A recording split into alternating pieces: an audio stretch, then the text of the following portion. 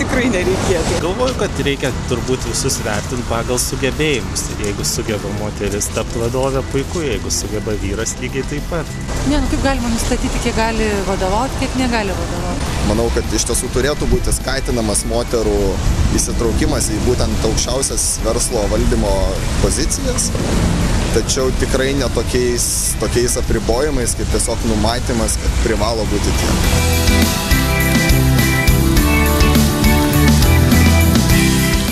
Be abejo, tai tą rodo ir daug labai gerų pavyzdžių. Didelių įmonių moterys yra vadovės ir taip pat ir politikoje užima aukščiausius postus ir pas mus. Tai tikrai be abejo gali. Kad ir moterys labai protingos. Manau, kad moteris yra truputį geresnės vadovės tokiose srityse kaip žmogiškų išteklių valdymas bei, sakykime, visos tos veiklos sritys, kurios yra susijusios su creativity, tai yra su kūrybingumu, kurios yra susijusios su laisvalaikiu.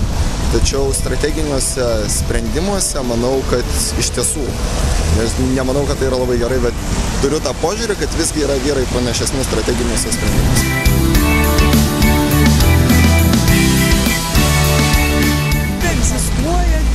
Tikrai. Na, aišku, nepripažįstama, visi ją neigia, bet su ja tikrai yra susiduriama, manau, ir ne tik tai versle, bet ir valstybinėse įstaigose. Kadangi tiek daug yra kalbama, tai reiškia, kad ji egzistuoja kokiam lygyje, tai manau, kad daug mažesniam negu yra eskaluojama. Aš asmeniškai nesusidūriu, bet tikriausiai, kad egzistuoja, jeigu kalbama tomis temomis.